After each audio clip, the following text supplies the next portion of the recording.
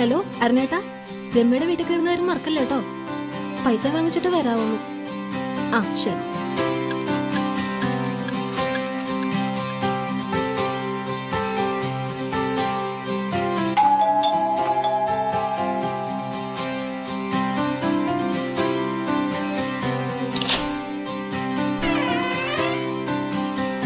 ഇതെന്നാ പറ്റിയതാ? അത് വണ്ടി ഒന്ന് പറഞ്ഞതാ, അതൊന്നുമില്ല. നീ കഴിച്ചോ? ഇല്ല. ഞാനൊന്ന് കിടക്കട്ടെ.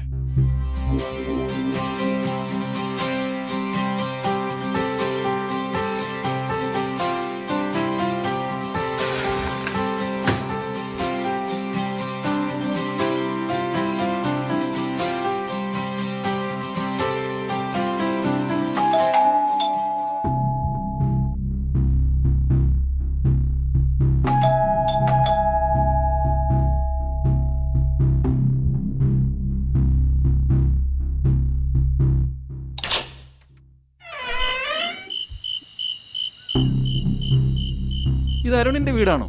അതെ. മേഡം അല്ലാതെ ഇവിടെ വേറെ ആണുങ്ങൾ ആരുമല്ലേ? എന്താ സാർ പ്രശ്നം? ഇതെല്ലാം അരുണിന്റെതാണോ എന്ന് നോക്കാമോ? അതെ സർ, ഇതെല്ലാം അരുണേട്ടന്റെയാ. മേഡം തളരരുത്. റിയാലിറ്റിയെ നമ്മളെന്തായാലും ഫേസ് ചെയ്തേ പറ്റൂ. അരുൺ 3 മണിക്കൂർ മുമ്പ് ഒരു ആക്സിഡന്റിൽ മരണപ്പെട്ടു.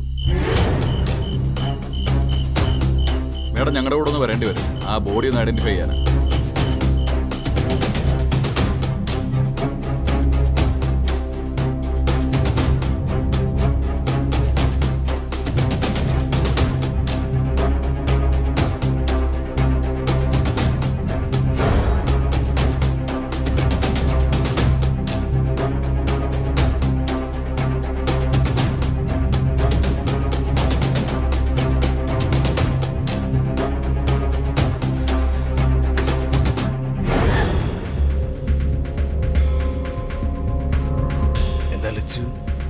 പേടിച്ചു പോയോ?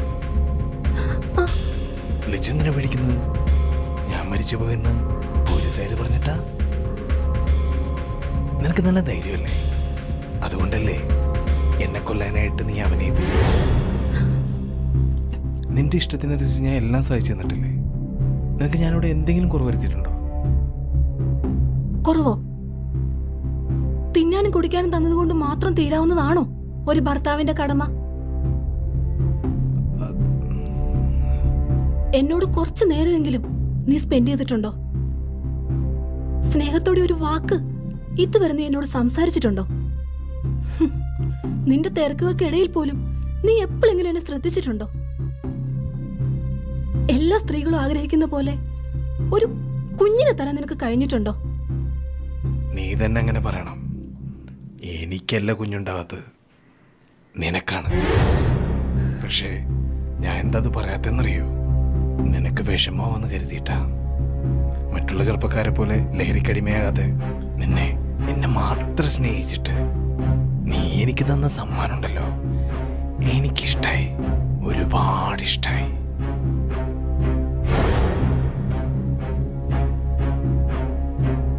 ഞാനിതൊക്കെ എങ്ങനെ അറിഞ്ഞതെന്ന് നിനക്കറിയണ്ടേ?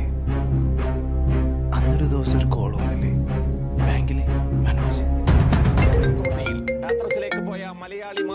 ലച്ചു, ആ ഫോണിങ്ങെടുത്തേ. മീററ്റിൽ 15-കാരി കൂട്ട ബലാത്സംഗത്തിന് ഇരയായി. ഹലോ അരുൺ. ആ മനോജെ പറയടാ. നീ അവിടെ തിരക്കിലാണോ? എന്താടാ? ഞാൻ അത്യാവശ്യമായിട്ടൊരു കാര്യം പറയാൻ വേണ്ടി വിളിച്ചതാ.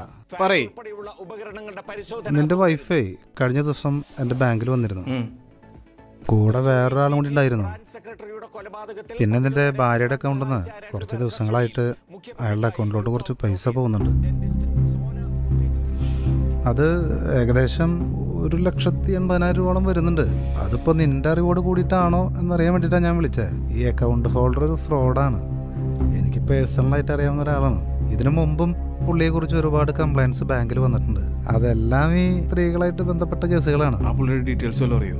ആ പുള്ളിയുടെ കോണ്ടാക്ട് നമ്പർ ഞാൻ നിനക്ക് വാട്സാപ്പ് ചെയ്ത് തരാം. അയക്ക്. അന്ന് കുറേ കാശ് നീ ഒരുത്തിന് കൊടുത്തില്ലേ, ഓർമ്മയില്ലേ? അന്ന് നോട്ട് ചെയ്യാൻ തുടങ്ങിയത് തന്നെ അന്ന് നീ ഉറങ്ങിക്കിടന്നില്ലേ?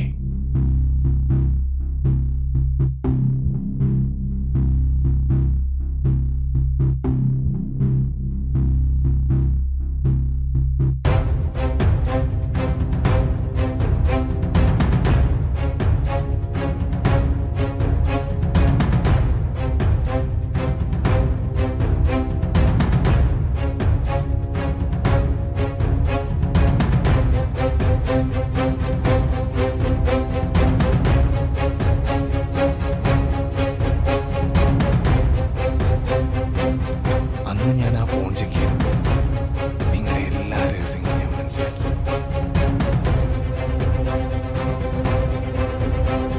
നിനക്ക് എന്നെ ആയിരുന്നില്ല, എന്റെ പണമായിരുന്നു ആവശ്യം. അതിന് നീ അവനെയും കൂട്ടുപിടിച്ചു. അന്ന് മുതൽ ഈ ഒരു ദിവസത്തിന് വേണ്ടി ഞാൻ കാത്തിരിക്കുമായിരുന്നു. പിന്നെ നീ എന്നെ കൈ സ്നേഹിച്ച് വേർത്തില്ലല്ലേ, അവനെ ഞാൻ ഉറക്കി.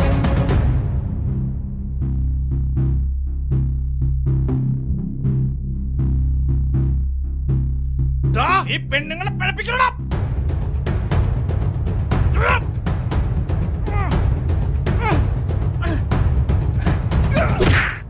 നിനക്ക് മയക്കം വരുന്നുണ്ടോ? നീ മയങ്ങാനുള്ളത് ഞാൻ ഭക്ഷണത്തിൽ തന്നിട്ടുണ്ട്. ഇനി ഈ ലോകത്ത് നീ വേണ്ട. ഇനി നീ പൊക്കോ നിനക്ക് ഇഷ്ടമുള്ളവന്റെ അടുത്തേക്ക്. ഓ, ആ പെണ്ണുമ്പോൾ ഡ്രസ്സ് മാറാനെന്ന് പറഞ്ഞാൽ അകത്തോട്ട് കയറിപ്പോയിട്ട് കുറേ നേരമായല്ലോ. ഇനി വല്ല കടുങ്കയും ചെയ്തിട്ടുണ്ടാവും. ചുമ്മാ പേടിപ്പിക്കില്ല സാറേ. താനൊന്ന് പോയി നോക്കിക്കേ. ഒന്നുമില്ലെങ്കിലും അവരുടെ ഭർത്താവലോടെ മരിച്ചത്. എന്തായാലും ഞാൻ മരിച്ചില്ലേ, ഇനി നാട്ടുകാരുടെ മുന്നിൽ പിടിച്ചിരിക്കാൻ കുറച്ച് നാളത്തേക്ക് എനിക്കിത് മതി. പോട്ടടി. ബൈ ലച്ചു.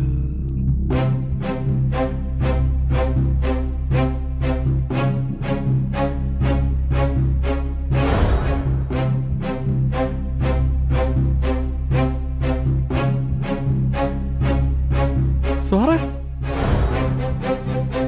എടോ തന്നോട് ഞാൻ അപ്പോഴേ പറഞ്ഞല്ലേ, വേഗം വണ്ടി എടുക്കും, നമുക്ക് ഹോസ്പിറ്റലിൽ കൊണ്ടുപോവാം.